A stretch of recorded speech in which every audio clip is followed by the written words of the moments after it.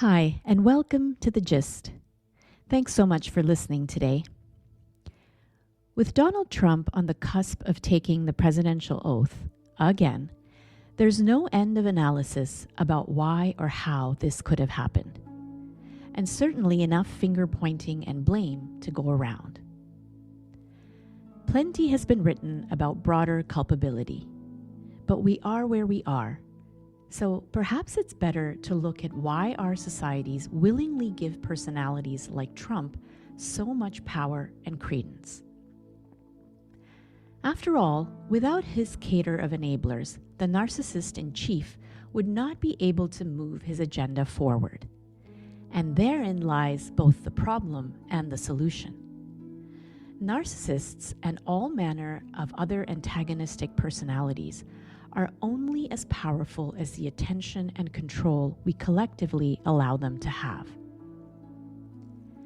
Few psychiatrists or psychologists will formally diagnose a public figure, following what has become known as the Goldwater Rule, after Barry Goldwater, a U.S. presidential candidate in 1964 who sued a magazine that had polled psychiatrists about his fitness to be president. But shortly before the November 2024 election, a group of over 200 healthcare professionals did in fact write an open letter in the New York Times warning that Trump was a malignant narcissist and an existential threat. The label has become overused and misused because true narcissism goes beyond the mildly annoying neighbor who thinks highly of himself. Still, even without psychiatric training, most people who have dealt with the personality type can readily identify narcissistic behavior.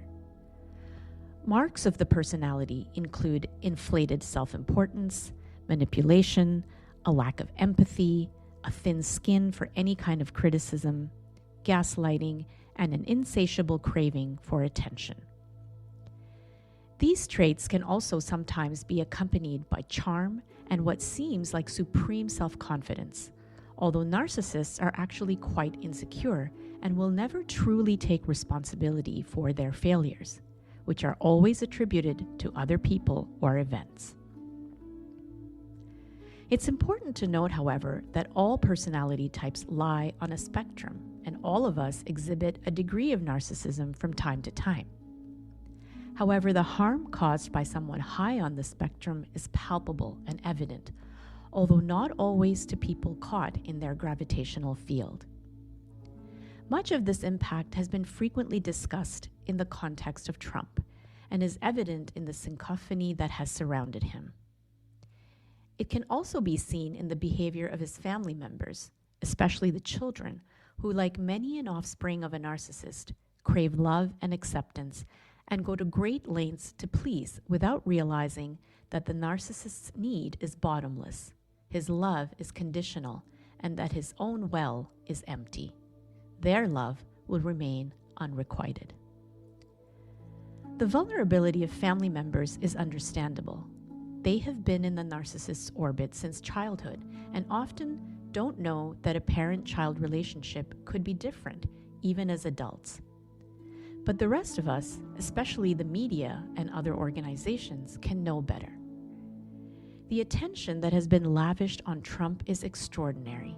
Breathless reporting and dissection of every tweet and random utterance have given the narcissist exactly what he wants. It has encouraged him to do more of the same, to keep the narcissistic supply of attention flowing. Such attention has not served the greater good. The Trump years were disastrous to Americans and the world in countless ways. They were also an unflattering record of our collective failure to apply the most basic and effective methods known for dealing with narcissists: minimizing attention, as well as setting and consistently enforcing boundaries around their behavior. In effect, these failures to ignore and contain Trump ultimately fed the very fire that everyone sought to douse. That fire is now about to burn again unless everyone, journalists, news organizations, and individuals, apply the basic tenets of narcissistic management. We need to remember that narcissism, especially in the extreme case, can't be cured, only contained, because it is a personality type that lacks insight into its own behavior and refuses to see any problem with that behavior, let alone a willingness to change it. If we are giving air to such an extreme and public example of narcissism, we are likely also allowing and perhaps enabling these traits in the people we know, be it leaders in our workplaces and communities, or the parents, spouses, children, and friends who make up our private lives, perhaps even in ourselves. While most of us can do very little to directly curb Trump, we can certainly examine narcissism closer to home. We can introspect to examine such traits within us. We can take an honest look at the behavior of the people we interact with every day. We can find better ways to lead, to solve problems, and to manage relationships. And instead of supporting or fanning bombastic and inflammatory behavior, we can aim to model and promote valuable traits like humility, wisdom, and discernment for the generations looking to us to set the tone.